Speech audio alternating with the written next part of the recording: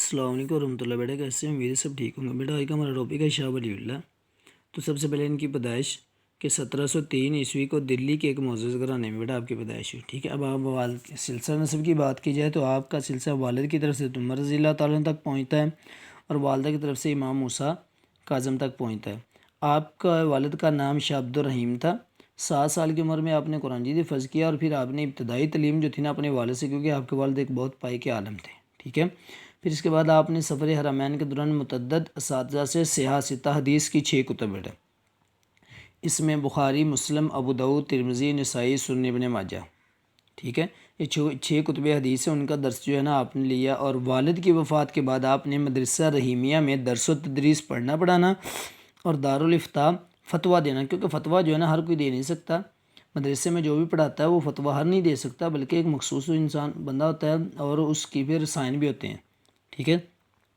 اس کے بعد مجد الافسانی اور ان کے ساتھیوں نے جو کام اصلاح کا کام لوگوں کی اصلاح کام شروع کیا تھا تو اس کی رفتار آپ نے تیز کر دی.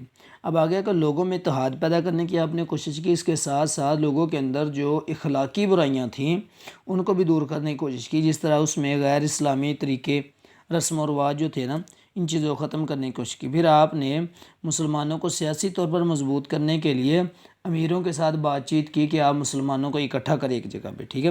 اس لیے احمد شاہ عبدالی نے اپنے مشہور جملہ شاہ ولی اللہ کے خط پر ہی کیا تھا، جس میں اس نے پانی پت کی تیسری لڑائی میں، پانی پت بیٹا جگہ کا نام ہے، تو تیسری لڑائی مرہٹے جو ہے نا ہندوؤں کی قسم ہی ہیں. ٹھیک ہے. ان کو شکست دی.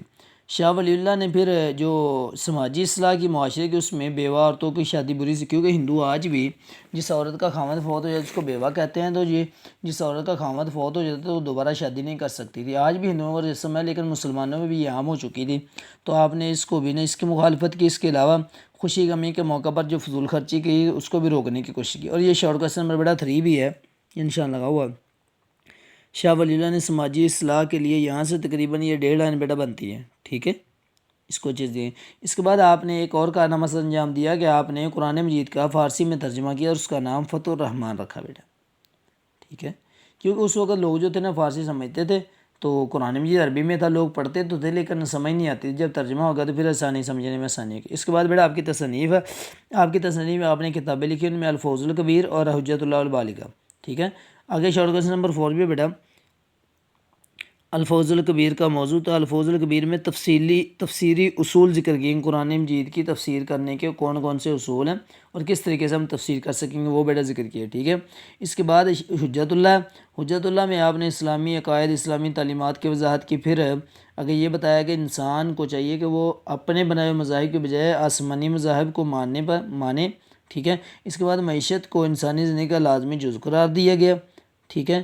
کہ انسان جو ہے نا مضبوط ہے، تب بھی معاشی طور پر مضبوط ہوگا تو انسان برائیوں سے بچ جائے گا. اور انسان اپنی ساری صلاحیتیں صرف حصول دولت پر ہی خرچ کرتا رہے اور دولت کا پجاری بنا رہے تو یہ انسان کو روحانی زندگی سے غافل کر دیتا ہے. آخر میں بڑا آپ کی وفات ہے تو آپ کا وصال 1762 عیسوی میں ہوا. اب لانگ کوسچن ہے. لانگ کوسچن بیٹا جو ہے اس کا دوسرے پہلے سے شروع ہو رہا ہے اور لاسٹ تک. ٹھیک ہے. کیونکہ علمی خدمات ہے اس لیے علمی عملی خدمات ہیں تو اس میں یہ سارا کچھ آئے گا. تقریباً یہ 3 پیرے بنتے ہیں. اوکے بیٹا اس کو اچھے طریقے سے یاد کرنا ہے.